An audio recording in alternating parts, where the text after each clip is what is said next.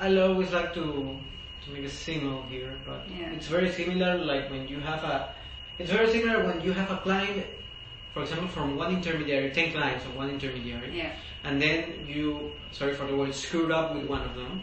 Okay. And that one contaminate the rest of the clients. Okay, this is the same here. You have one case of a client that is maybe involved in a criminal activity or there was a failure. That will affect the other clients because if the authorities, they look through there, they will see, okay, so for example, if they know that this client that was criminal and this other client that is very wealthy and he's a prince or a king in his country, very reckless people, then at the end he works with the same firm, and the same firm provided services to this guy that is a criminal, and that contaminates his reputation. So at the end, you should be more selective. It's not like, for example, Mossack Fonseca used to sell this as a gum outside the stadium. So, no. Well, and what do you think of, let's say, for example, Apple? I'll take Apple as a nice case. It did everything within the law, but still, and minimizes its tax payments. But still, let's say the public opinion was against Apple, and that caused some reputational damage. Do you think? I mean, how? But it's different for Apple. Okay. That's the way I see it. Of course, it's a bad reputation. Well, Apple is one of the biggest companies in the world. If you ask me if I'm gonna buy an iPhone tomorrow, I will not even care that they're not paying taxes. I just care that the product is good and I'm selling it. It's a different way to see it. For me as a customer of Apple, for me as if I'm engaging Apple, if I provide services or maybe in that case it can be affected, but Apple is a big firm and you won't hesitate to engage with them or hire with them. But I believe the most... But if it's in general, do you think blame or let's say too aggressive tax planning is something you need to take into account?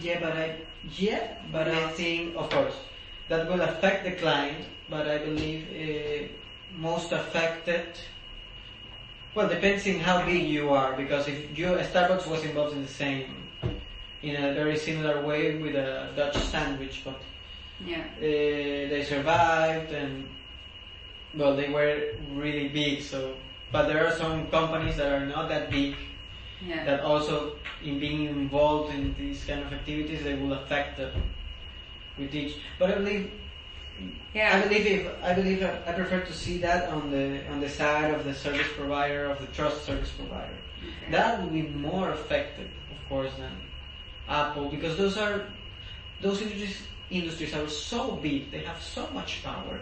For example, True, but it's not only Apple. There are more companies who do aggressive tax planning, and then. But for example, Odebrecht is still operating. Okay. Yeah. They survived. Well, that was my question.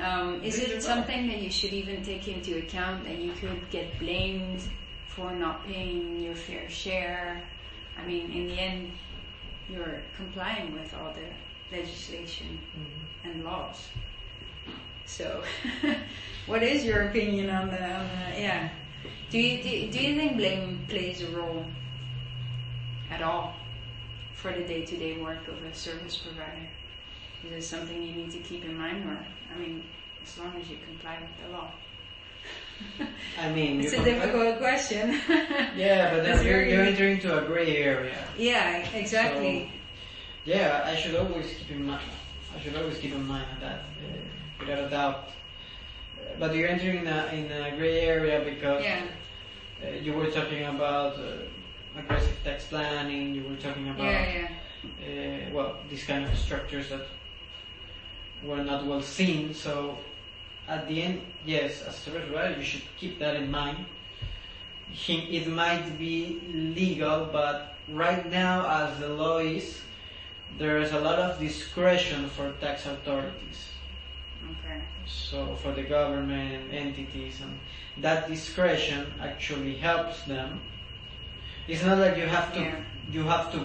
It's not like as a government or as part of a prosecution, you have to prove that the client is the prosecuted is guilty. No, they have to prove that they're innocent. So that changed dramatically over the years.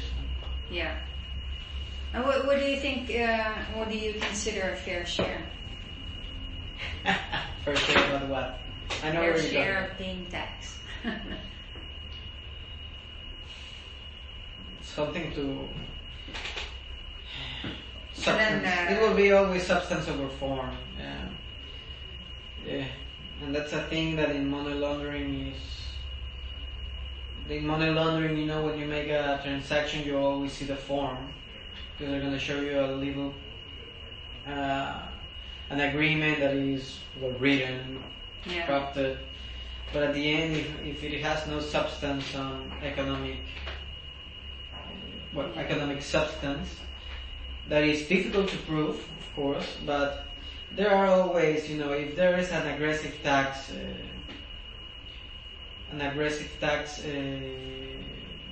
planning, well, you can always check with someone that has a little knowledge on taxes on that jurisdiction. I'm not saying that we have to hire one, but you know, at the end, the regulation is becoming worldwide and it's standardized. So, you know, BEPS is trying to do that, try to be a world legislation instead of by each country by country. So I believe in the future you won't have to be an expert in every single jurisdiction to identify that something has enough substance. Of course, I'm entering into a gray area again. Because it's very subjective. But I mean, BEPS is about fair share.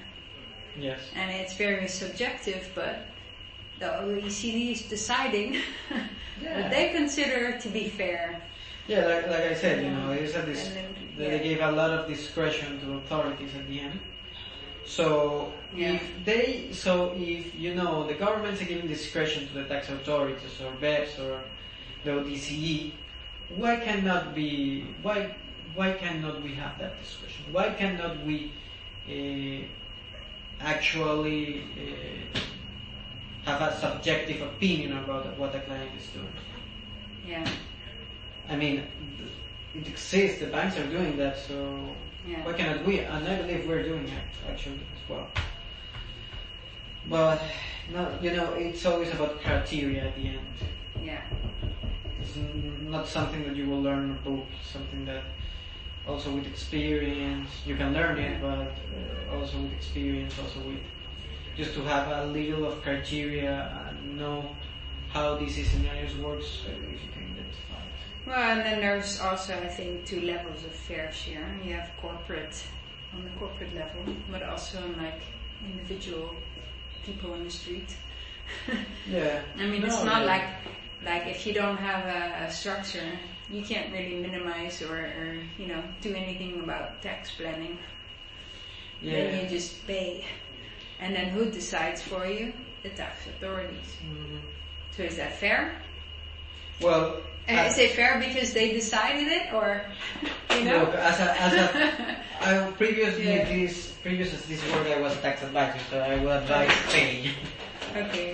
Pay. Maybe we can overcheck the structure and see if we can. If we can actually, you know, present something that actually, it's notorious that the tax authorities are making something against the law, or they're interpreting this tax planning in a certain way that is not that correct. But you know, if there is a thin line between evasion and what is good or what is acceptable, I would advise pay. Yeah. Pay, maybe we can negotiate something, or maybe we can convince them of something else, but at the end you will need to pay.